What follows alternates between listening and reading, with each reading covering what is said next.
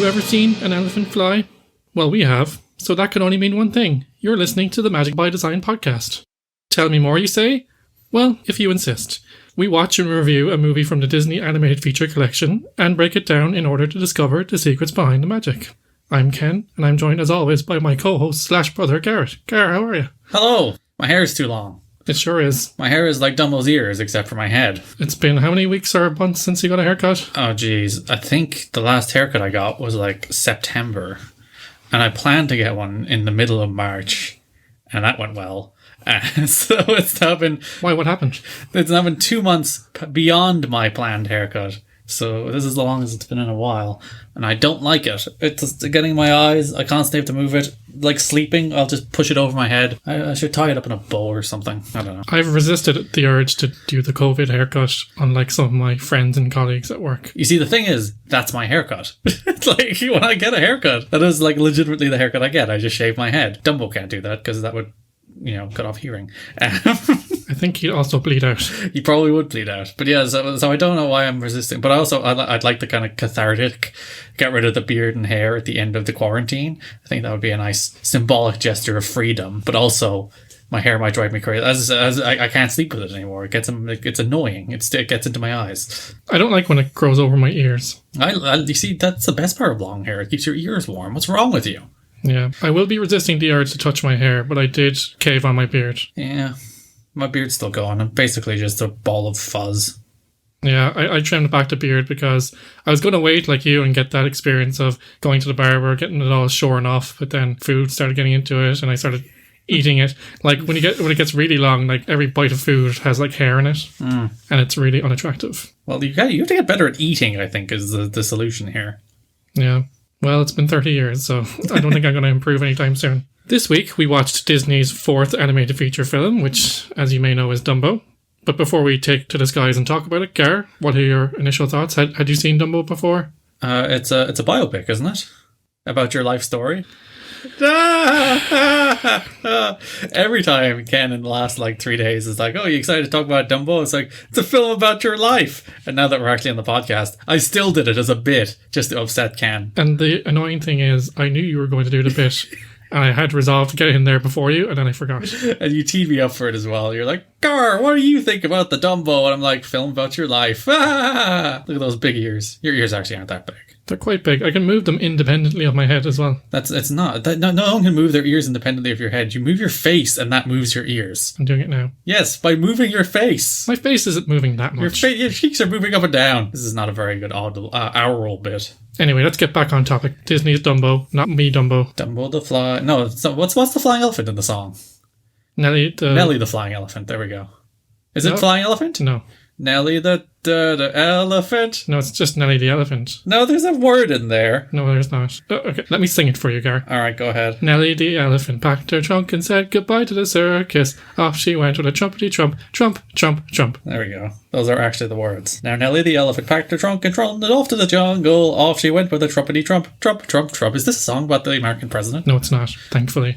But Gar, that is a different famous elephant. We're talking about another famous elephant this week. What other famous fictional elephants are there? There's Nelly. There's Dumbo.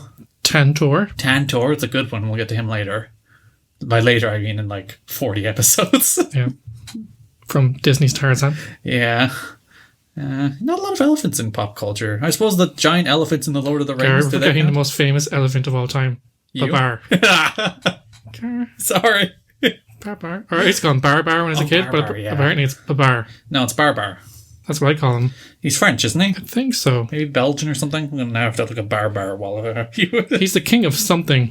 He's the king of the house, and he has all his elephant friends. And a human nanny, for some reason. That when you search Barbar, it just gives you bars instead of the elephant. Elephant. There we go. This is great podcast content. Oh no, it is Babar. I'm upset. No, it's Barbar. Yeah. I will not accept this. It's like one of those things that you think a song is a certain way and then you hear it and you're like... It's the Berenstein bars. Yeah. Or I used to call it... Berenstein bars. Yeah, for a really long time I used to think it was chimley instead of chimney. What? That's really disappointing. Chimley? Yeah, that's what I thought it was. As in the thing on a house that lets smoke out? Yeah, it's a chimley, I thought. You're so stupid. I was a child of 21. Really reinforcing the Dumbo bit here. I will wear that with pride. Dumbo is fantastic. I'm quite sad that it's a babar instead of bar. No wonder I didn't find it when I searched for it. It's apparently a media franchise. There was a movie in 1989. That's where the TV show came from. That movie is as old as I am. They should bring back Bar. Babar. I'm not acknowledging that as his name. Gar's rewriting history. Damn right.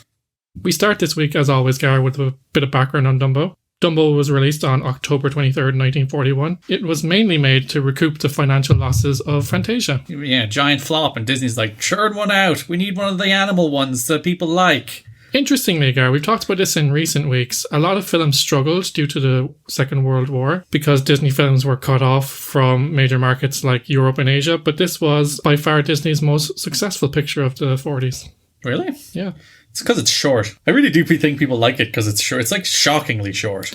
It's only 64 minutes. It's actually one of Disney's shortest ever feature animations. It's a weird film that, I guess we'll talk about this later, but it does hover in that weird ground of both underdeveloped but also stretched out. Like, they didn't go all the way. It could have been a short. They could have told this film in 10 minutes. It's funny you say that. It was planned initially as a short. Yeah, like, you can see, that, like, this film has a very nice, simple character arc. Dumbo has giant ears. Dumbo is mocked. Turns out, giant ears, he can fly. Best elephant in the circus. You know? They actually say it at some stage during the film. They expressly say, like, the moral of the film, the very things that held you down is going to carry you up. It's like, that's the film. It's literally in the sentence, like, that's a sentence from this film. But yeah, they could have told that story in 10 minutes, and they probably could have told it in 90, but they told it in 63. So it feels in a weird middle ground between like a film that could have been fully developed and a film that felt underdeveloped. I think Disney knew that as well because RKO, who distributed their films at the time, balked at the initial runtime, saying that they wanted Disney to add at least 10 minutes. And Disney was like, no, can't do it. In fact, he said, quote, no, that's as far as I can stretch it. That's as far as I can stretch it. You can stretch a thing so far and then it won't hold. The picture is right as it is. And another 10 minutes is liable to cost $500,000. I can't afford it. He started off trying to cover up the lie and then just revealed the truth. Yes, it's too expensive. I like it's like, my artistic merit would not allow me to add another 10 minutes to this film. How dare you suggest such a thing? And also it would be super expensive. They also cut back on the sound, Gar. As you might remember from the last episode, the sound recording system was completely revolutionized to give the impression of being there with the orchestra for Fantasia. They didn't use this anymore. They're just back to the old system. And like most theatres still wouldn't have had it, so it still would have been quite expensive to have to make that the industry standard in 1941. Just to give a bit of context there, it costs around $950,000, which is about $16.5 million today. It costs less than half of what Snow White cost and a third of Pinocchio, and certainly less expensive than Fantasia. So it eventually grows to $1.3 million. That's about $27.8 million today. So it was profitable by about $850,000, which is around $15 million. Nice. So it really worked. It was their kind of smash and grab to kind of recoup some of their recent losses. I was going to say cash cow. It's their cash elephant. Cash elephant. That's an expression. Yes, we just created it. Well done, Gar. I was going to say, where does the expression cash cow come from? But I assume it's a cow that has lots of babies and therefore you can sell the young. I assume that's where cash cow comes from. That makes sense. You sell them at market. Yeah, that makes sense. You cash in on your cows. Cashing the cows out. Yes. Very good.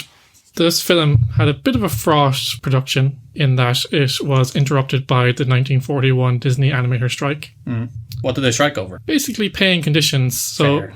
They're churning these bad boys out. They're churning them out at the pace that they really shouldn't be. They're working night and day. You know, you see Walt up front taking all the plaudits and giving kind of some token thanks. Some of his main animators called the 9 grumpy men, I think, or the 9 old men, sorry. But they were grumpy too because they're old men. But not sexist, like Grumpy from the film Snow White and the Seven Dwarfs. Well, they were probably sexist as well. There's no way of knowing. They received a lot of the perks and the pay, and the other animators didn't really get the credit they deserved. I think if Walt had given them more credit and showed them more thanks in terms of pay and benefits, I don't think they would have stricken? Stracked? I don't know. Striked. Is it? That sounds wrong as well. Went on strike. There we go. No, yeah, it's because this is 1941, which means it's the 4th film they released in 3 years. And when you think about, they're on animated feature number 80 something now, aren't they? What number are they on? 58. 58.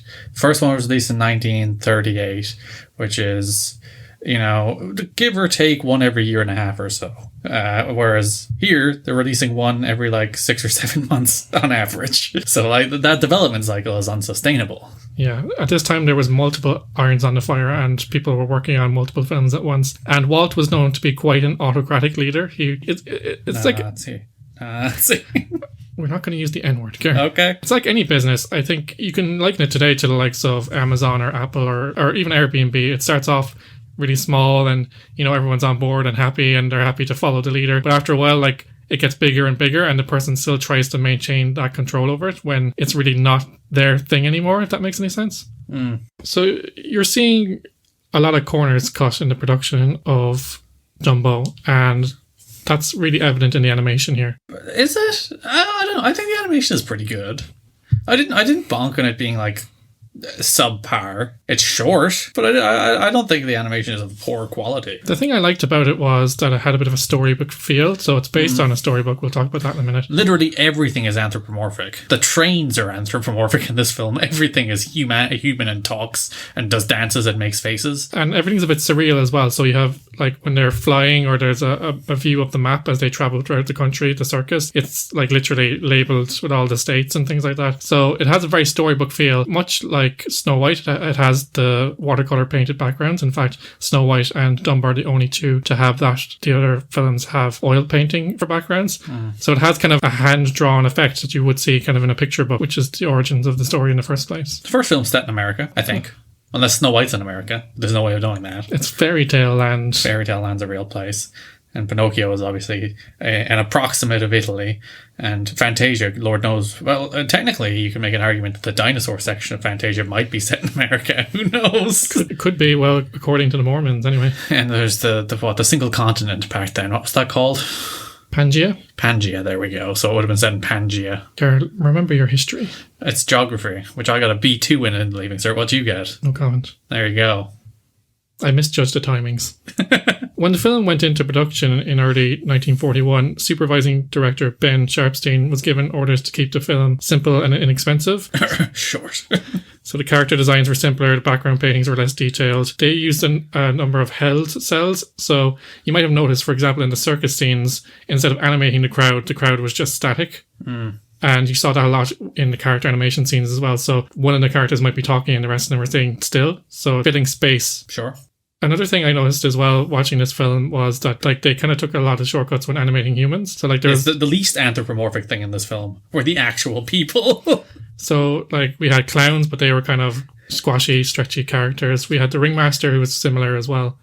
He was the only shadows. One in any real detail. The rest of the people are shown in silhouette or in profile from the back, not moving. But the thing is, that kind of bothered me in the sense that it is a shortcut, but also at the same time, the human characters are not the most important people in the film. The animals are the main characters, so I appreciated that they were not really in focus. Unless you go see the 2019 film directed by Tim Burton, Dumbo, in which the humans are the most important characters in the film, and all those human roles and all the entire circus is built out to make that a 2-hour film instead of a 1-hour film. Which, now that I think about it, I'm giving out that this film wasn't 90 minutes long. And, that Dumbo remake, that Dumbo live action film, in which they did flesh it out into a full story where Dumbo becomes world famous and then is taken to a famous circus and they burn the circus down. It's all good fun. Spoilers for 2019 Dumbo. I haven't seen it yet. But now that I think of it, that wasn't very good either. That was probably worse, in fact. So maybe I don't want Dumbo fleshed out. Maybe I'm questioning myself from 10 minutes ago. One of the other positives that came from this film was Walt saw this as a straight cartoon, and then he thought that some of his most experienced animators were too sophisticated for this picture, so You're making it look too good. Yeah. That costs money. So he gave the picture over to less experienced animators. Who were probably willing to work longer hours for less money. Yeah, but at least it gave them a chance to show what they were capable of. Yeah, and you see, because Disney had largely one studio then, and now they have multiple, and they have Pixar, and they have multiple projects in the can at once, and they have the Toon team, whatever they are these days. But back then, it's just let's give it to the kids. Give them a go. Why not? We'll give it Dumbo. So to speed up production, Disney used photostats, early projection photocopies of story sketches. So the story sketches just turned into backgrounds. And the entire hallucinogenic pink elephant scene is just single color backgrounds. It's just there we go. Done. A lot of it's set on black. It's just like, we will animate the characters, the entire backgrounds will just be a single color, or as you said, or just a black room. So, And in fairness, other Disney films, especially Pinocchio, are guilty of this. When they're moving through crowds or they're having kind of crowd shots, there's very little detail to the point where, as I said in previous podcasts, if you're zoomed out, it doesn't really matter. You don't have to have that kind of detail. But these are kind of normal shots where people just don't have faces, or in fact, when they're building the circus, they just have black faceless men. Yes. And like you pointed out very early in the film, there is one of those wide shots covering like the entire circus, and it's significantly lacking in detail. And it's one of those things where I'm like, looking at that with 2020 eyes, you're like, oh, look at that was cheap and lazy. They didn't animate any of it. And I wonder, like, in 1941, would that have been fine? Would people have bumped on that in 1941? I'm not sure. That's a good question, because as you said, we're looking at it with our more sophisticated eyes. Well, not sophisticated, but we're used to a level of sophistication that they wouldn't have been. And this was still a new medium back then. It was only 4 years old. So maybe I am just judging it too harshly. So are they looking at like a wide shot where people are just like blobs and nothing else? Do they see that then as something like, oh, this is a cheap cartoon as opposed to a quality Disney animated picture, as we would now because we're snobs? Toy Story ruined it all for us. Yeah, there's like once you see Buzz Lightyear and Woody fly through the sky with Orvie, then there's nothing else will do. Yeah, once you see the wear and tear on Woody and like Toy Story 4. That's insane. Through the years, it's just like, I found it unsettling in how amazing it was. I was just like, wow. I should rewatch Toy Story 4. That was a good film.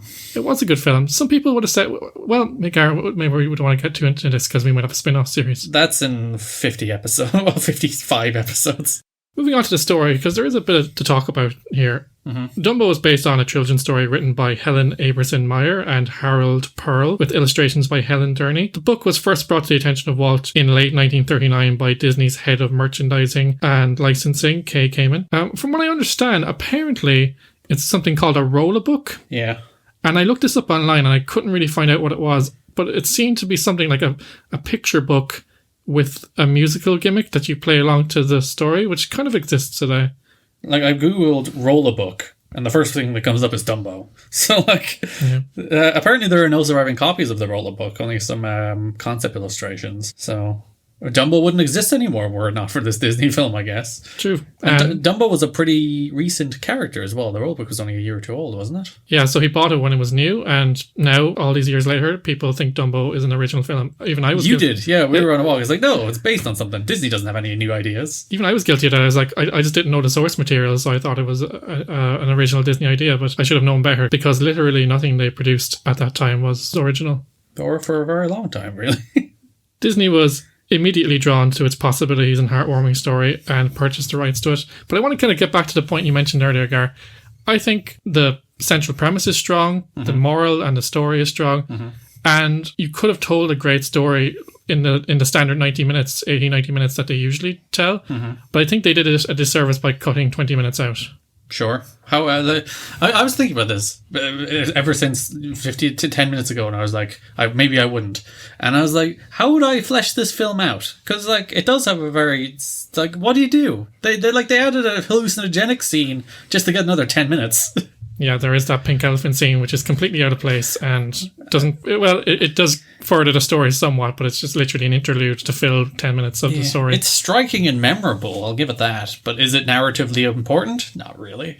Yeah. It gets them to the bird tree, where I guess they learn he flied there, but there's, I think, more elegant ways to get there. Yeah. The problem I have is that... He flew there, not flied there. What kind of strange, horrible human being am I?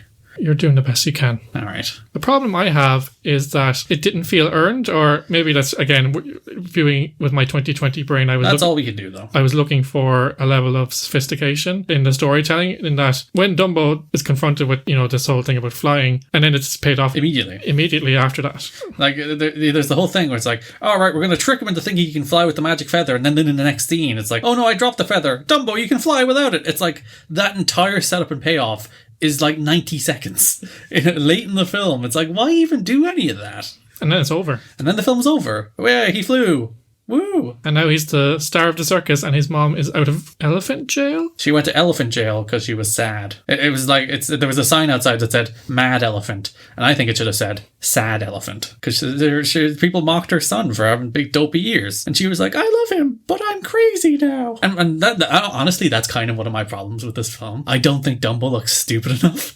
I'm like, look at him, he's cute. Who could mock Dumbo? Yeah. They should have made him horrible and deformed. The ears should be like jagged and horrific. Like Quasimodo Dumbo? Yeah, Quasimodo Dumbo. Quasimo Dumbo.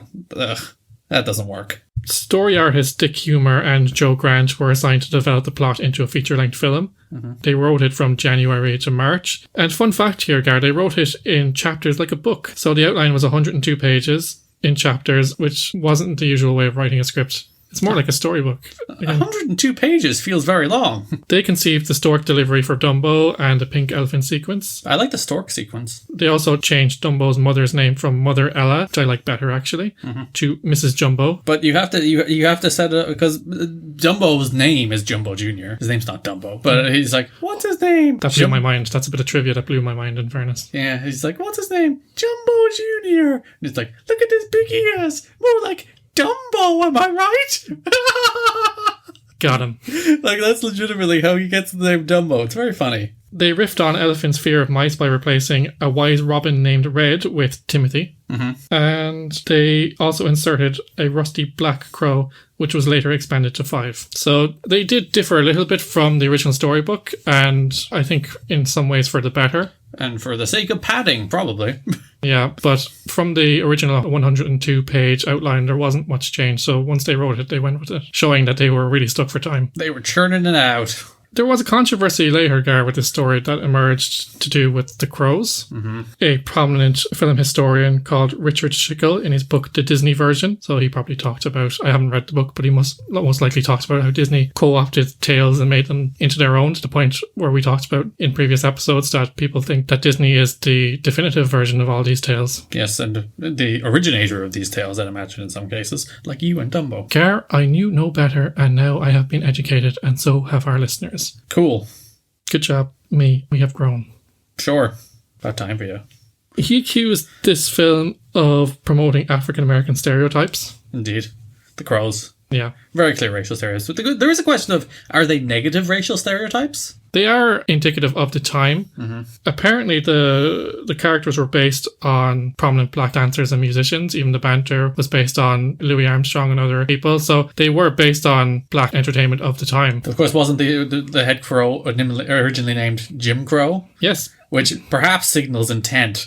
Yeah. This was here in my notes. I was going to mention that. Not only that, but he was also voiced by Cliff Edwards, who you might know from previous episodes as voicing Jiminy Cricket. Uh-huh. Except in this, he's doing his best, I'm doing quotes here, black voice. Oh. So they have the character named Jim Crow. Well, he wasn't named Jim Crow in the end of the film. He was originally named Jim Crow. They renamed him Dandy Crow to avoid racial controversies. So that the suggestion is not quite on the nose, but also had him be voiced by a white guy. That's... And I'm not sure in terms of my film history, but I'm pretty sure blackface was outlawed, or at least frowned upon around this time. No, it wasn't. Do you think so in the 40s? No, people were still doing blackface up until like the 2000s. It's only until like 2010 that we were like, hey, that's kind of messed up. Let's not do that. We really shouldn't. Like, prominent comedy was still doing blackface in the 2000s without controversy. In 2019, it was reported that an edited version of Dumbo without the crows would appear on Disney Plus when it rolled out. Mm. However, this later turned out not to be the case, and it just included an advisory warning in the synopsis that said it may contain outdated cultural depictions. Which actually I think is the way they should handle it. Like, I am not a great fan of pretending this stuff didn't happen. I think it's important to know it did happen. And I think it's equally important that it's still there. It still exists to learn from. Like, to pretend, it would be very Disney to we have deleted that from our history, and it never happened. And you will never bring it up. I don't think they should have been stronger in their condemnation of it, but the way they word it kind of says saws, not saws. Yeah, and they're like, this may contain outdated racial stereotypes. Uh-huh. I'm sorry. You can almost hear the Mickey Mouse voice in it. I'm sorry if you're offended, Snowflake. Oh, no. Don't do that. Don't do Mickey Mouse dirty like that. I think you have to judge these things by the context of their times. Yes. I did squirm a bit with my 2020 adult brain, but I also tried to view it as it was at the time, and I think that helps. And as I said, the original intended name for that crow perhaps does signal intent. Like that's the intent part that people. I was reading about. Like he was criticized for being criticized the film for peddling racial stereotypes, and the people were like, "But were they negative stereotypes?" And well, which is probably a fair question. But then the character was originally called Jim Crow, so you know. Come on. Gar, this was it's not the first Disney film, but it's the first Disney film to prominently feature what has become a very big trope in Disney animated films, the separation or the absent parent. Yes. So not quite dead parent. Yes, I've broken this into 3 categories. They're separated due to circumstances created by the story, already dead, which spurs on the main character, or dies in the first act. Disney had daddy issues, didn't he? No, I thought he had a good relationship with his dad. But why did he kill all the parents then? Fair enough, it's to create an obstacle and great learning and journeys and all that fun stuff, but you can do that in other ways other than killing the parent. I think one of the most effective sequences in the movie is Baby Mine, where Dumbo goes to see his mother in the clink. And in the clink. She, the elephant clink. The elephant clink. Doing a stretch. And she sings a song to him while rocking him to sleep. I think that's it is that emotional gut punch, and I think that's why you see it more and more going forward. I think people remember Dumbo for that scene, and that's why they go back to that well so much, because it works. That will be our song at the end of the episode, won't it? It sure will, Gar. Spoilers. There you go. You gotta wait all the way to the end. No, again, that's not a spoiler. It's a hook. That's a hook. Speaking of Baby Mine, it was nominated for Best Original Song at the Oscars, but did not win. What did it lose to? I can't remember. Actually, Nicole talks about it later, so... There we go. Again, a hook! Hang on for that. It did win Best Original Score, though. I don't know. That kind of surprised me, because I didn't think this score was very memorable. No, I can't hum any of it. But I didn't bump on it either way, so it wasn't bad. The circus stuff was fun, and I suppose the songs are the score as well, so... No, they're not. They're songs. I know, but they used them as motifs throughout the movie as well. There we go. Like, the Crow song I quite liked. Yes.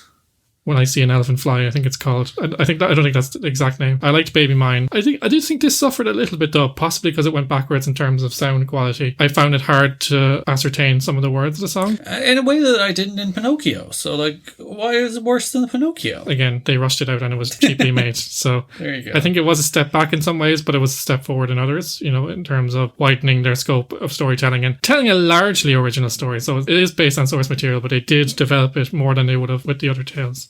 In terms of the enduring legacy of Dumbo, as you mentioned, it was adapted into a live-action film, which surprised some. Yeah, somebody with big ears is still referred to as Dumbo. They are. So good job, this film. You've held that legacy.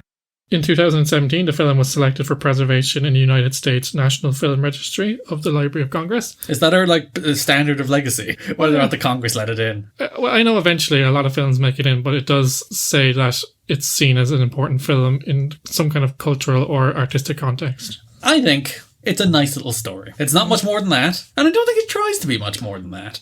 I wouldn't hold it up as the pinnacle of animation. I wouldn't hold it up as the pinnacle of music. I wouldn't hold it up as the pinnacle of storytelling. But I think it's a nice little story. It has a nice, simple character arc. The characters are interesting and memorable. It doesn't overstay its welcome, which is always a plus. Yeah, it's very much a blink and you'll miss it film. If you give me a choice of too long or too short, I'll usually veer to, which is more egregious. Too long is usually worse than too short. So, I'll take too short over too long, 9 times out of 10. Yeah, I felt like it was nice and bouncy. When we finished watching, I was like, oh, it's over. Yeah. I liked the character design. I liked the world, that it was kind of breaking that kind of reality, that they established in other films. So it does have its own distinct visual style. Trains can talk. It's fun. Trains can talk. I know I can. Trying to get over hills. It's funny. I like the songs. I like the character of Dumbo. I think Dumbo is a very sympathetic character. He has this kind of cute childlike face. Yeah. They have a certain type of innocent, cute baby boy face. Yeah. It's their animation principles. The idea, it's how do we make something cute? Well, that's it. That's the face. That's the cute Disney face. If I were to put it at the benchmark, is it one of those ones I'm going to be clamoring to show my kids when I do have kids? If I do, probably I wouldn't be top of my list, but it would be when I showed them. So I think that says something for it as well. Unless they had giant ears, in which you have a very important lesson to teach them. Yeah, and they'll be like, "Daddy, why are those crows so racist?" And I was like, "Oh, don't worry about it. Never mind. Shut up, big ears. I mean, Dumbo. I mean, Timmy." God damn it, Dumbo. It was a product of its time. Why do you think you were called Dumbo? Daddy, why are you so mean to me? Let's leave that there. Sadly, our show has nearly come to an end for another week. Musical correspondent Nicole is coming up in just a moment with a song from Dumbo, as Garrett spoiled. It's the hook, teased. But first, we gotta take care of some business. You can download new episodes of Magic by Design every Monday, where all magical podcasts are downloaded. Check out our website at magicbydesign.buzzsprout.com. That's buzz like a bee and sprout like those vegetables that nobody likes. I like sprouts. But I don't. I enjoy them. Not just at Christmas. I ignore them at Christmas. Anyway, check out the website to find a full list of podcast providers. You can find us on Facebook at facebook.com/magicbydesignpod, on Twitter at magicdesignpod, and on Insta at magicdesignpod. Do it now. Follow us. We have like 8 followers. Yeah. Do we? I didn't check. How many followers do we have? We're climbing gradually. We're developing a steady fan base. Yeah. I have 2,200 followers. I'm so famous. You're so Twitter famous. Speaking of followers, if you like the show and want to help us out, please do consider giving us a positive review on your podcast platform of choice. Share the podcast on your socials, or simply tell a friend that you're a listener. You have a Disney fan in your life who's like, I love Disney films. And I'm like, whoa, do we have the podcast for you? Do you have the podcast for them? Send this podcast to them. And then tell them, make it one of those weird internet memes where it's like, if you don't send this podcast to 10 other people, you will die. It's like The Ring. We're the ring of the podcast.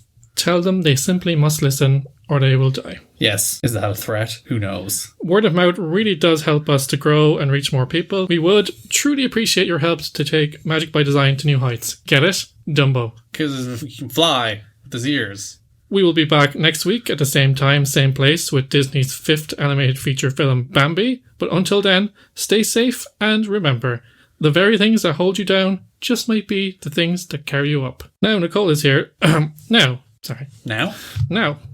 Nicole is here to play us.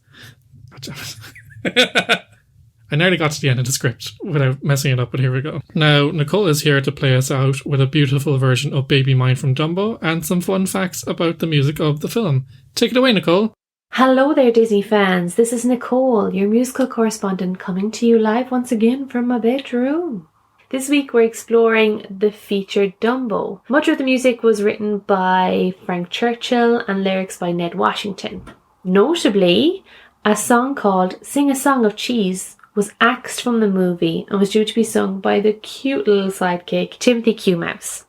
Of course, one of the most famous songs from this movie is Baby Mine. Originally sung by Betty Noyes, Baby Mine was nominated for an Academy Award in 1942, but lost out to The Last Time I Saw Paris from Lady Be Good. Some notable renditions of the song include Bette Midler's version for the 1988 Beaches soundtrack.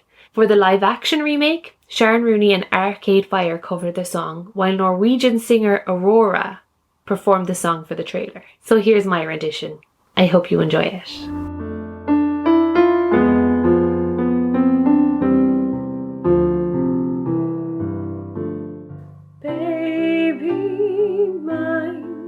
Don't you cry, baby mine, dry your eyes, rest your head close to my heart, never to part, baby of mine. Little one, when you play, pay no heed what they say. Let your eyes sparkle and shine, never a tear, baby of mine. If they knew all about you, they'd end up loving you too. All those same people who scold you, what they'd give just for the right to hold you from your